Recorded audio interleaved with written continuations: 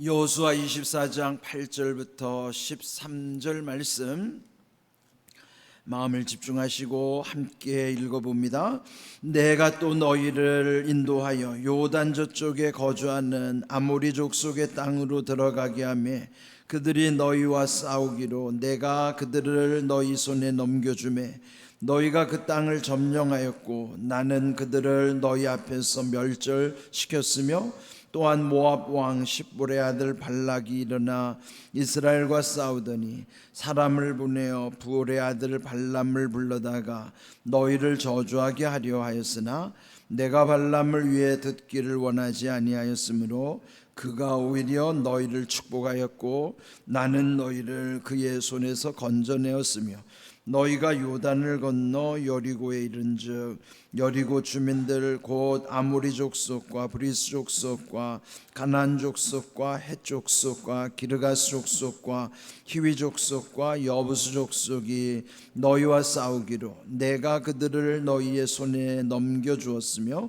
내가 왕벌을 너희 앞에 보내어 그 아모리 족속의 두 왕을 너희 앞에서 쫓아내게 하였나니 너희의 칼이나 너희의 활로서 이같이 한 것이 아니며 내가 또 너희가 수고하지 아니한 땅과 너희가 건설하지 아니한 성읍들을 너희에게 주었더니 너희가 그 가운데에 거주하며 너희는 또 너희가 심지 아니한 포도원과 감람원의 열매를 먹는다 하셨느니라. 아멘. 여호수아 마지막 장이에요. 그러면 이제 여호수아도 임종을 앞두고 또 그 후대들에게 지난 과거에 자기가 경험했던 하나님, 그리고 또 그 다음 세대들이 앞으로 어떻게 하나님과의 바른 관계를 맺으면서 후대가 더 잘 되기를 또 염원하는 마음으로 이 메시지를 전하고 있어요. 그렇지만은 또 염려하는 것도 또 경고의 말씀도 또한 이제 뒤에 계속 이어지고 있죠. 오늘 주신 말씀은 이제 그들이 지난 세월 속에 하나님의 은혜를 힘입었죠. 그리고 모든 것이 다 하나님의 은혜였어도, 그러니까 일상이라는 거예요. 일상은 뭐 매일 우리가 뭐 밥 먹고 뭐 일하고 만나고 잠자고 뭐 이런 거, 뭐 그런 거는 늘 하는 것이기 때문에 일기에다가 다 적지는 않잖아요. 늘 하던 거는 일기에는 다 적지 않아요.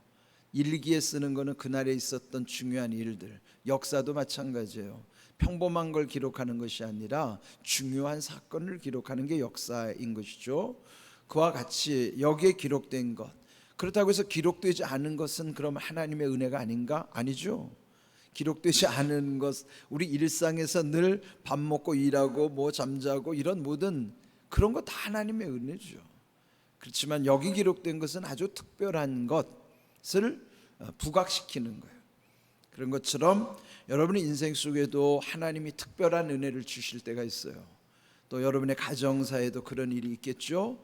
그는 뭐 기록해 놓는 것도 중요하지만 기록하지 않아도 잊혀지지 않는 중요한 일들이 있다고요. 어찌하든지 오늘 주신 말씀에 보면은 중요한 사건들을 언급하는 과정 중에 자 8절을 보시면은 내가 또 너희를 인도하여, 여기 내가라는 것은 여호수아 24장 전체에 보면요, 이 말씀이 사실은 여기 우리는 번역본이니까 그런데 원본에 의하면은 16번이나 내가로 기록이 돼 있어요. 그 내가 누군가 하면 하나님 자신이라. 하나님 스스로 계속 여기서 내가 16번 강조하시는 것은 하나님이 하셨다는 거예요. 그러니까 모든 것이 하나님의 은혜임을 내가 했다, 하나님이 하셨다를 강조하는 내용이죠. 자 8절, 하나님이 그들을 인도하셔서 요단 저쪽에 거주했을 때, 그러니까 요단을 건너서 가나안 본토에 들어왔으니 가나안 본토에서 요단 저편은 어딜까요?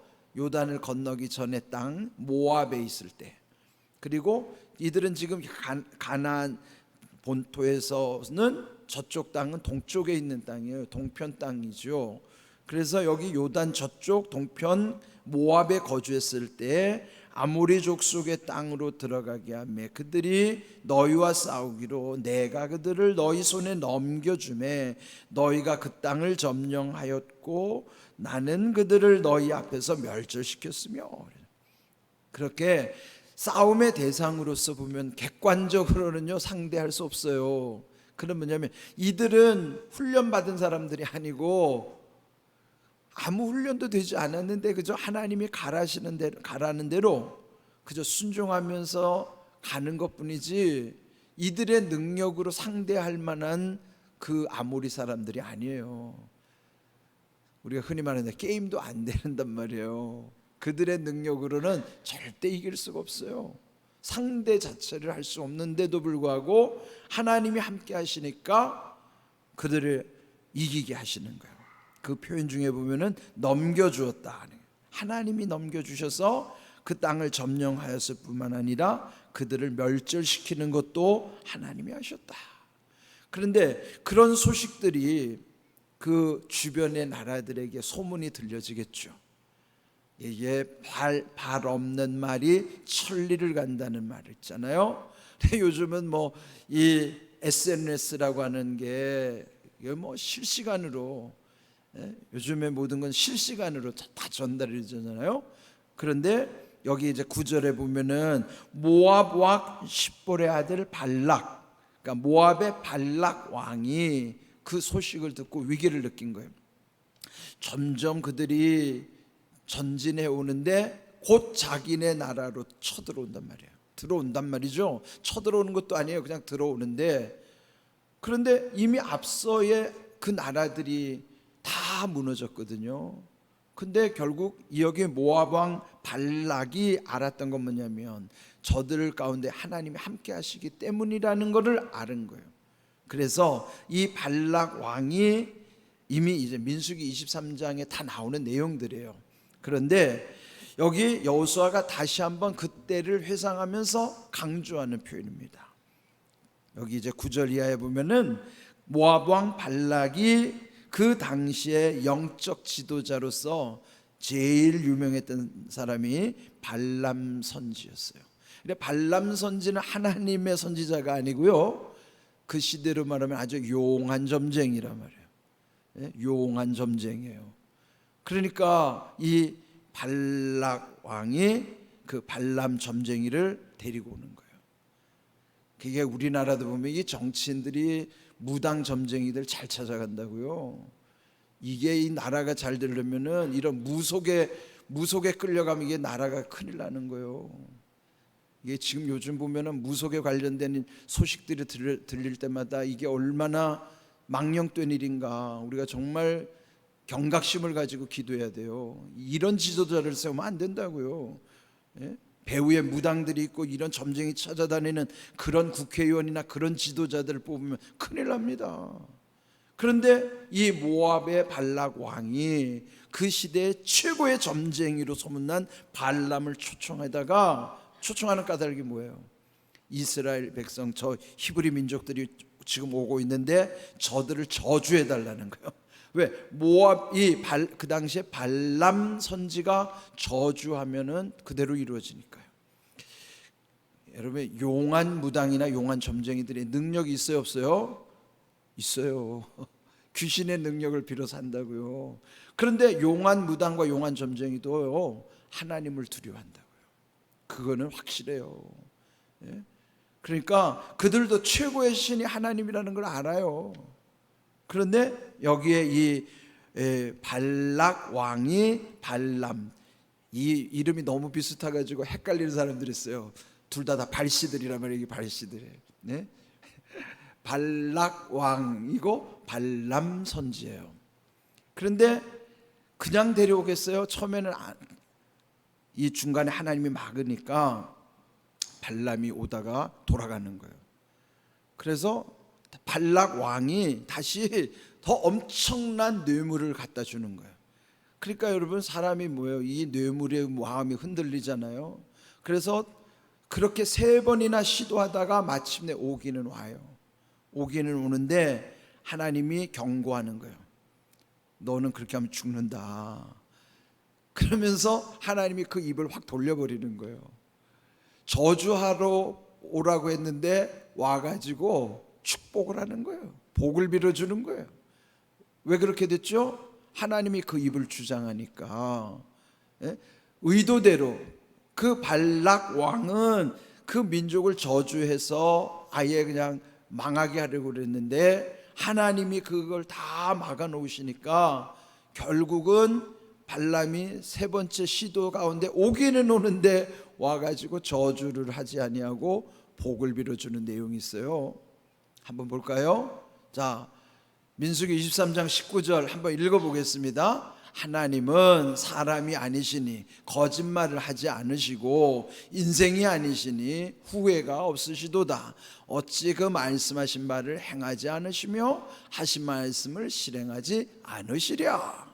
이게 누가 한 말이냐면은 그 용한 점쟁이 발람이 한 말이에요. 예? 그리고 여기서 정말 우리가 생각해야 될 게 있어요. 하나님은 사람이 아니시기 때문에 거짓말 안 하신다. 그럼 뭐예요? 사람은 뭘 한다는 거예요? 거짓말을 하는 존재예요. 그러니까 여러분, 사람을 절대 신뢰하면 안 됩니다. 절대 신뢰는 하나님께만 하는 것이고, 사람을 믿을 때는 믿을만 한 게 있어야 믿는 거예요. 그래서 여러분, 함부로 믿으면 안 돼요. 예? 무조건 믿으면 망합니다. 하나님은 사람이 아니시기 때문에 하나님이 절대 거짓말을 못 하세요. 안 하세요. 그리고 인생이 아니시기 때문에 하나님은 후회도 없으시단 말이에요. 그래, 여기 보면은 사람이나 인생인 우리들은 거짓말이 일상이고 후회하는 게 일상이에요. 이걸 피할 수가 없어요. 정도의 차이죠. 예? 조금 하느냐 많이 하느냐 차이지 전혀 거짓말 안 하는 사람 없어요. 전혀 후회 안 하는 사람도 없다고요. 인생은 누구나 다 거짓말 할 수밖에 없고 후회할 수밖에 없어요. 그거를 안 하시는 분은 하나님밖에 안 계신 거예요. 그래, 이거를 아주 단호하게 말씀하시는. 그러니까 우리가 하나님을 신뢰하는 거예요. 하나님이 우리에게 거짓을 말한다면 우리가 하나님을 어떻게 믿어요? 하나님은 거짓말도 안 하시지만 후회도 안 하시는 하나님이니까 그 하나님만 철저하게 믿는 거예요. 인생은 적당히 거짓말하고 적당히 후회하는 거예요. 그걸 인정해야지만 우리가 사람에 대해서 실망하지 않아요. 그러니까 우리가 여기 주신 말씀 속에 중요한 것은, 그래서 하나님은 말씀하시면 행하시고 그 하신 말씀은 반드시 실행하신다는 거예요. 그러니까 우리가 하나님을 믿는 거죠. 그러니까 이 발람이 오히려 저주를 해야 되는데 하나님 입을 딱 주관하니까 오히려 복을 빌어주는 거죠. 그래서 오늘 제목이 오히려 축복하였고 이런 거예요. 여러분, 이게 하나님만 두려워하면요, 사람들이 저주하잖아요. 이게 무슨 말씀입니까? 잘 보세요. 바꿔놓는 거예요. 사람들이 저주하죠. 저주가 내게 임하지 않아요. 악한 사람이 저주하면은 하나님은 그 저주를 내게 복으로 돌리신단 말이에요. 그러니까 여러분, 누군가가 여러분에게 뭐 안 좋은 소리 했다, 저주를 했다, 그럼 기분이 언짢죠? 언짢아하지 마세요. 악한 사람의 저주는 임하지 않아요. 정말 저 사람이 착한 사람이고 좋은 사람인데 나한테 안 좋은 얘기를 했다, 그런 새겨들어야 돼요. 그런데 악한 사람이고 믿을 수 없는 사람인데 나한테 저주를 퍼붓다, 좋아하세요. 하나님 거 바꿔놓으신다고요. 그러니까 무조건 누가 말했다고 해서 기분 나빠하지 마세요. 그거는 영적인 원리를 모르니까 그러는 거예요. 그런 낮은 수준에 살지 말고 누가 말했느냐가 중요하단 말이에요. 누가 말했느냐. 그러니까 여러분 주변에서 쓸데없는 소리 듣거들랑 그냥 패스하세요. 하나님이 나와 함께 하신다는 확신만 있으면 하나님은 다 돌려놓으시는 거예요. 여기 지금 발람이 저주하러 갔다가도 하나님 다 돌려놓으시는 것처럼, 여러분이 하나님 앞에 분명하다면 모든 저주를 하나님이 다 복으로 돌려놓으신다는 말이에요. 그렇게 믿는 것이 그 하나님에 대한 그 믿음이란 말이에요. 우리는 그렇게 사는 존재예요. 당당하시란 말이에요. 프라이드를 가지시란 말이에요. 그런 귀한 은혜가 우리 가운데 있음을 기억하시고 오늘 주신 말씀 속에서 하나님이 함께 하심에 대한 담대한 믿음으로 날마다 승리하는 삶이 되기를 주님의 이름으로 축복합니다. 아멘.